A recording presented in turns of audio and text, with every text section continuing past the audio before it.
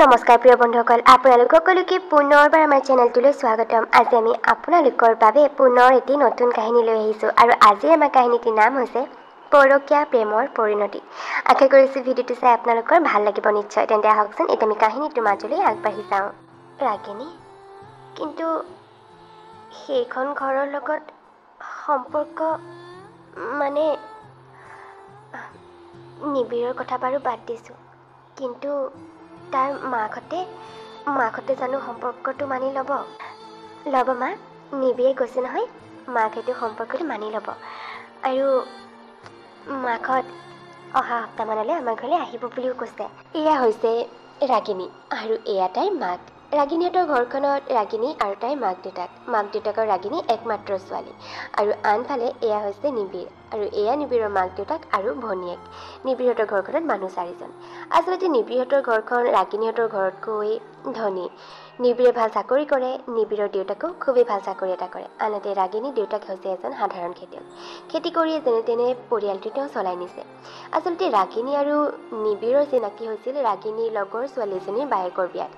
আজিৰ পৰা প্ৰায় 4 মাহৰ আগত দুয়োৰে চিনাকি হৈছিল আৰু তাৰপিছতে দুয়োৰে মাজত প্ৰেম আৰু এতিয়া দুয়োটাই ঘৰত বিয়াৰ কথা কৈছে। আচলতে নিবিড়ৰ মাকহঁতৰ প্ৰথমতে ৰাগিনীক বোৱাৰী কৰিবলৈ ইচ্ছা নাছিল, যিহেতু তাই অকণমান দুখীয়া ঘৰৰ, গতিকে তেওঁলোকে ইচ্ছা কৰা নাছিল। কিন্তু পুতেকৰ কথা পেলাব নোৱাৰি বৰ্তমান নিবিড়ৰ মাক দেউতাকেও যেনিবা ৰাগিনীকে বোৱাৰী কৰিব বুলি মানি লৈছে আৰু তাৰ কিছুদিনৰ পিছতেই সঁচাকৈ নিবিড়ৰ মাকহঁত ৰাগিনীহঁতৰ ঘৰলৈ আহি দুয়োৰে বিয়াখন ঠিক কৰি পেলালে। চাওঁতে দুয়োৰে বিয়াৰ দিনটো ওচৰ চাপিল। আচলতে ৰাগিনীৰ দেউতাক দুখীয়া যদিও একমাত্ৰ জীয়েকৰ বিয়া কিন্তু তেওঁ ধুমধামেৰে পাতিব বিচাৰিছিল। সেয়েহে আনৰ পৰা ধাৰ ঋণ কৰি হ'লেও সাঁচতীয়া সকলো ধৰণ খৰচ কৰি হ'লেও জীয়েকৰ বিয়াখন তেওঁ একেবাৰে ধুমধামেৰে আয়োজন কৰিছে। আনকি তাইৰ লগত দিবলৈ ভাল ফাৰ্নিচাৰ, তাইৰ লাগতিয়াল সকলোবিলাক বস্তু দিবলৈ দেউতাকে যা যোগাৰ কৰিছে আৰু চাওঁতে দুয়োৰে বিয়াখনো হৈ গ'ল। ৰাগিনী বিয়া হৈ নতুন ঘৰখনলৈ আহিল, মানে নিবিড়হঁতৰ ঘৰখনলৈ। কথা এটা কওঁনে তোমাক? মই সঁচাই নিজকে খুব লাকি যেন অনুভৱ কৰিছোঁ, কাৰণ তুমি মোৰ লাইফলৈ আহিলা।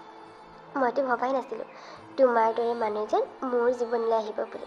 সঁচাই তুমি মোৰ জীৱনলৈ অহাৰ বাবে ভগৱানক বহুত বহুত ধন্যবাদ।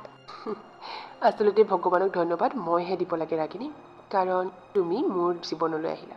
তোমাক মোৰ জীৱনলৈ পঠিওৱাৰ বাবেহে মই ভগৱানক ধন্যবাদ দিব লাগে, কাৰণ তোমাৰ নিচিনা ইমান ভাল, ইমান ধুনীয়া, ইমান মৰম লগা আৰু আটাইতকৈ ডাঙৰ কথা ইমান টেলেণ্টেড ছোৱালীজনী মোৰ জীৱনলৈ আহিলে।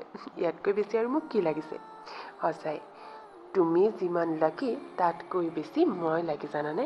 নতুন ঘৰখনলৈ আহি নতুন সংসাৰখন আৰম্ভ কৰি আচলতে ৰাগিনীয়ে নিজকে প্ৰথমতে খুবেই সৌভাগ্যৱতী যেন অনুভৱ কৰিছিল, কাৰণ নিবিড়ে তাইক খুবেই ভাল পাইছিল আৰু লগতে নিবিড়ৰ ঘৰখনেও তাইক বোৱাৰী হিচাপে খুবেই সুন্দৰকৈ আঁকোৱালি লৈছিল। শাহুৱেকো মাকৰ দৰে মৰম দিছিল। সকলোবিলাক ঠিকে ঠাকে চলি গৈ থাকিল। তেনেকৈয়ে প্ৰায় 3-4 মাহ পাৰ হৈ গ'ল।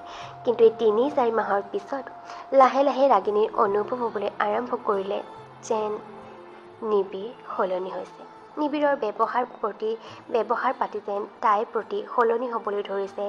তাইৰ এনেকুৱা অনুভৱ হ'বলৈ ধৰিলে। এদিন আবেলি, নিবিড় ব'লাচোন আজি অকণমান ক'ৰবালৈ ওলাই যাওঁ। আবেলি যে বহুত দিন ক'লৈকো ওলাই যোৱা নাই, ব'লা না আজি যাওঁ। নাই, মোৰ ক'তো যাবলৈ টাইম নাই। তুমি চকুৰে নেদেখা নেকি বাৰু? মই অলপ আগত অফিচৰ পৰা আহি পাইছোঁ মাত্ৰ। মোৰ কি ভাগৰ চাগৰ নালাগে? আৰু এনেও মোৰ এতিয়া বেলেগ এটা কাম আছে, চ' মই ওলাই যাব লাগিব সেইটো কামত। গতিকে তোমাৰ লগত বিনা কাৰণত য'তে ত'তেকৈ ঘূৰি ফুৰিবলৈ মোৰ ওচৰত একেবাৰে সময়ো নাই আৰু ইচ্ছাও নাই। নিবিড় তেনেকৈ কিয় কৈছানো? নিবিড় তুমি আজিকালি অকণমান সলনি হোৱা নাইনে বাৰু? সৰু সৰু কথাতে মোক খং কৰা, ডাঙৰকৈ কথা কোৱা। কি হৈছেনো নিবিড়? অফিচৰ কিবা টেনশ্যন নেকি? ইমান ভালকৈ কোৱাৰ পিছতো তাৰমানে এতিয়া মই খঙত কোৱাহে হ'ল। তোমাৰ যি ভাবিবলগীয়া আছে ভাবা। মোৰ আৰু তোমাক বেছি এক্সপ্লেইন কৰি থাকিবলৈ একেবাৰে ইচ্ছা নাই। আৰু মোৰ একো অফিচৰ টেনশ্যন নাই। যি টেনশ্যন দিছা তুমিয়ে দিছা। অফিচৰ পৰা আহি পাইছোঁহে, আমুকলৈ যাওঁ তামুকলৈ যাওঁ। মই নোৱাৰোঁ এইবোৰ কৰি থাকিবলৈ। এটা কাম কৰা, মোলৈ গৈ সোনকালে চাহ একাপ বনাই আনা। ভৰি হাতকেইটা ধুই আহোঁ, চাহ একাপ খাই পুনৰ মই ওলাই যাব লাগিব। ইম্পৰ্টেণ্ট কাম এটা আছে মোৰ। বুলি কৈ নিবিড় বাথৰুমলৈ গুচি গ'ল। ৰাগিনীয়ে নিবিড়ৰ বাবে চাহকাপ বনাবলৈ যাম বুলি ভাবিছিলে। তেনেকুৱাতে হঠাতে নিবিড়ৰ ফোনটো বাজি উঠিল। ফোনটো চাই দেখিলে বাৰ্বি বুলি নাম এটা ওলাইছে। তাই একো নভবা নিচিন্তাকৈ যেন ফোনটো পটককৈ ৰিচিভ কৰি পালে আৰু সিফালৰ পৰা ভাহি আহিল। নিবি, আজি কিন্তু লেট নকৰিবা দেই। আজি কিন্তু তুমি 5 বজাত পামহি বুলি কৈছা, চ' 5 বজাত পাবহিয়ে লাগিব। আজি কিন্তু তুমি অলপ দেৰি কৰিলে মই কিন্তু যামগৈ, কৈ দিছোঁ। সদায় মই টাইমত আহোঁ আৰু তুমি সদায় লেট কৰা।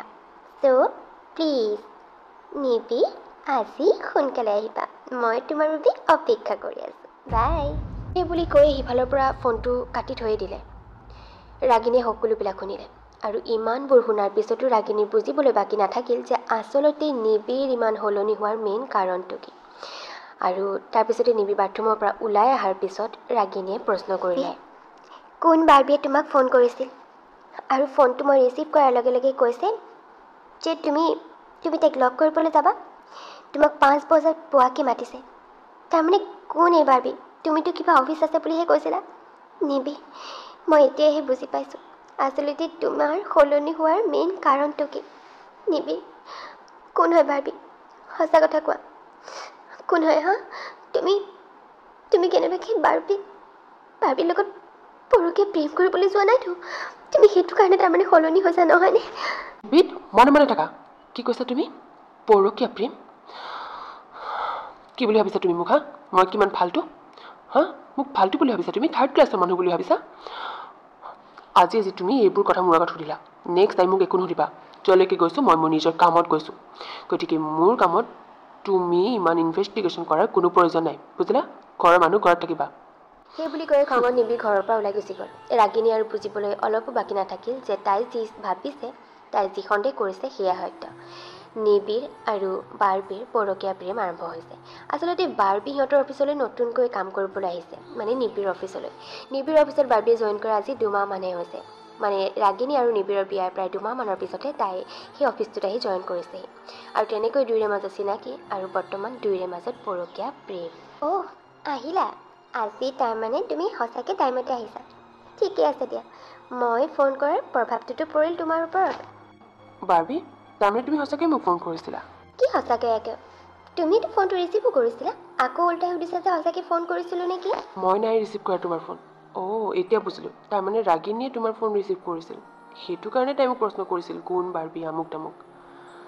আচ্ছা, তাৰমানে তাই মোৰ কথা সঁচাকৈ গম পাইছে। ঠিকেই নহওক, মইতো ভালেই পাইছোঁ। আজি তাই তোমাৰ কথা উলিয়াওঁতে অজুহাত বিচাৰি ঠিকছে ধমকি দি আহিছোঁ। সকলোবিলাক বুজি পাই গৈছে চাগে যে মই বৰ্তমান তোমাক ভাল পাওঁ, তাইক নহয়। গতিকে ভালেই হৈছে দিয়া, নিজে নিজে মই কোৱাৰ আগতে গম পাই গৈছে। এতিয়া এইবোৰ কথাতে সৰু সৰু অজুহাত দেখুৱাই মই কাজিয়া কৰিব পাৰিম তাইৰ লগত। আৰু তাৰপিছতেই তাই এবাৰ মাকৰ ঘৰলৈ মোক এৰি গুচি গ'লে আৰু মই মুক্তি। তাৰপিছতেই মই তোমাক বিয়া কৰি আমাৰ নতুন সংসাৰখন আৰম্ভ কৰিম। ভালেই হৈছে নহয়নে?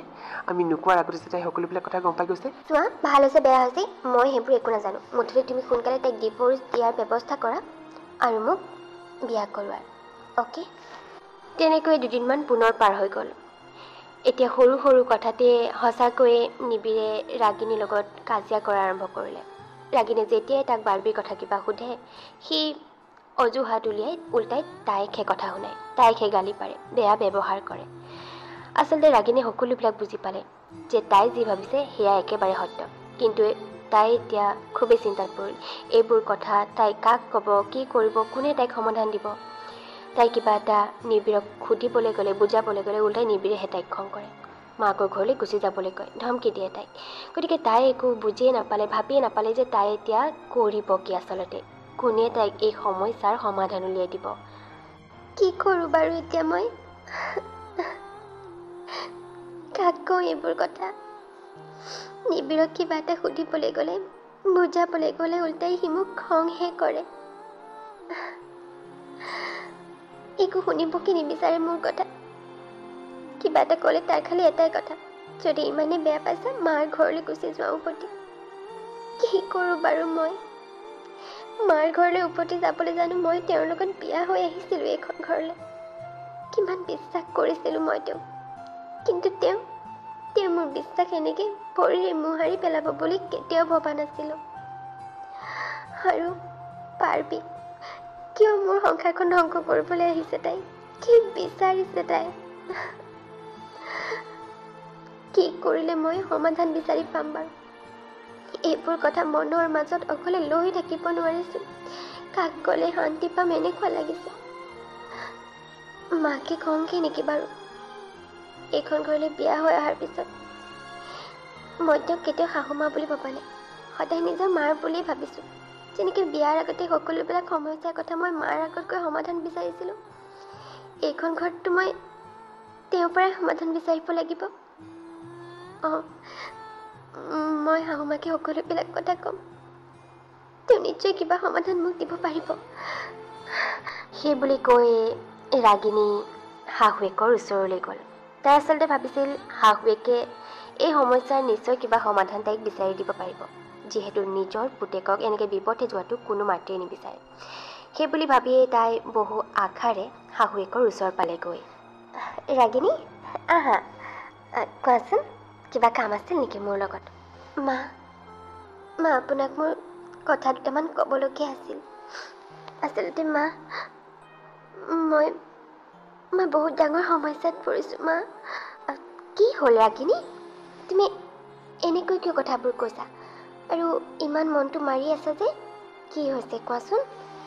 মা নিবিড়, মানে মা,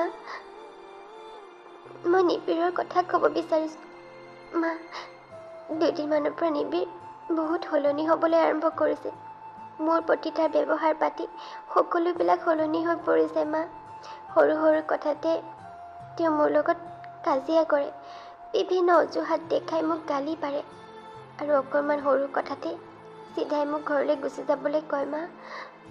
তেওঁ বহুত সলনি হৈ গ'ল। চোৱা ৰাগিনী, এই হাজবেণ্ড ৱাইফৰ মাজত এনেকুৱাবিলাক সৰু সুৰা খুটখাট কেতিয়াবা লাগেই মাজে সময়ে। তাতে তুমি এনেকৈ তাৰ কথা ক'লে নহ'ব নহয়। তাতে তাৰ অফিচৰ চিন্তা, ইটো সিটো ঘৰৰ দায়িত্বৰ চিন্তা, গতিকে কেতিয়াবা খঙত অকণমান কিবা এটা তোমাক কয় আৰু সেইবোৰ কথাতে ধৰিলে সংসাৰ নচলিব নহয় ৰাগিনী। গতিকে সৰু সুৰা কিবা এটা লাগিছা ঘৰৰ মাজতে শেষ কৰি থোৱা আৰু সেইটোকে আকৌ এনেকৈ তুমি কৈ ফুৰিব নালাগে নহয়। মোৰ আগতেই যি ক'লা, বেলেগৰ আগত কিন্তু নক'বা, কাৰণ সকলোৱে জানে যে স্বামী স্ত্ৰীৰ মাজত এনেকুৱা সৰু সুৰা কাজিয়া হয়। গতিকে এইবোৰ কৈ ফুৰা কথা নহয় নহয়। সৰু সুৰা কথা নহয় মা, আচলতে কথা বহুত ডাঙৰেই। কেৱল সেয়াই নহয় যে তেওঁ মোৰ লগত কাজিয়া কৰে বা মোক গালি পাৰে মা, আচলতে তেওঁ আন কাৰোবাৰ পৰকীয়া প্ৰেমত পৰিছে মা। এইবোৰ তুমি কি কৈছা ৰাগিনী? পগলা হ'লা নেকি? তুমি ভাবিব কেনেকৈ পাৰিলা বাৰু সি তোমাৰ লগত তেনেকুৱা কৰিব বুলি? তোমাৰ এইবোৰ মনৰ মাত্ৰ ভুল ধাৰণা। যি টি কথা ভাবি নল'বা। এনেকৈ মিছাতে মানুহক সন্দেহ কৰিব নালাগে, বুজিছানে ৰাগিনী? এই সন্দেহে এখন সংসাৰ ধ্বংস কৰা মই নিজেই দেখিছোঁ। গতিকে এইবোৰ তোমাৰ মনত থকা সন্দেহ সকলোবিলাক উলিয়াই দিয়া। সেইটো কাৰণেহে সি চোৱা ৰাগিনী, এনেই মোৰ ল'ৰাটো ইমানবোৰ টেনশ্যন, আৰু তুমি এনেকৈ মিছাতে তাক সন্দেহ কৰি আৰু বেছি তাৰ টেনশ্যন নবঢ়াবা। নহয় মা, সঁচাকৈয়ে কৈছোঁ, বিশ্বাস কৰক। এদিন বাৰ্বি নামৰ ছোৱালীজনীয়ে ফোন কৰোঁতে মই নিজেই ৰিচিভ কৰিছোঁ, আৰু তাই ফোনত কৈছেও নিবিড়ে তাইক লগ কৰিবলৈ যোৱাৰ কথা। আৰু সেইদিনাখনে মই তাক অকণমান ফুৰিবলৈ বুলি লগ ধৰোঁতে সি কাম আছে, নোৱাৰোঁ, আমুক তামুক ঢেৰ বাহানা বনাইছিল। কিন্তু তাৰ মেইন কাৰণটো আছিল যে সি তাইক লগ কৰিবলৈ যাব। আৰু মা, মই সঁচাকৈয়ে কৈছোঁ, মই এনেকুৱা বহুত প্ৰমাণ পাইছোঁ যিবিলাকৰ পৰা ধৰা পৰে যে নিবিড়ে তাইক ভাল পায় মা। আপুনিয়ে নিবিড়ক বুজাওকচোন, তেওঁ কিয় মোৰ লগত এনেকুৱা কৰিছে। মই তেওঁৰ ৱাইফ হয়, আৰু মই থকা অৱস্থাত এইবোৰ। মা, আপুনি বুজালে হয়তো তেওঁ বুজি পাব। আপোনাৰ প্ৰত্যেকটো কথাই তেওঁ শুনে, তেওঁ বুজি পায়। গতিকে মা অকণমান বুজাওকচোন তেওঁক। মনে মনে থকা ৰাগিনী, তুমি সঁচাকৈ বলিয়া হৈছা। তুমি গম পাইছানে তুমি কি কথা কৈ আছা মোৰ আগত? মোৰে ল'ৰাৰ পৰকীয়া প্ৰেমৰ কথা কৈছা। আৰু তুমি কি ভাবিছা তোমাৰ এইবোৰ কথা মই বিশ্বাস কৰিম? মোৰ নিজৰ ল'ৰাৰ ওপৰত পূৰা বিশ্বাস আছে। সি এনে কাম কেতিয়াও কৰিব নোৱাৰে। গতিকে তুমি এইবোৰ আবোল তাবোল বকা বন্ধ কৰা। নিজৰ দুখবোৰ লুকুৱাবলৈ গৈ তুমি সকলোবিলাক দুখ মোৰ ল'ৰাৰ ওপৰত জাপি দিব বিচাৰিছা নেকি?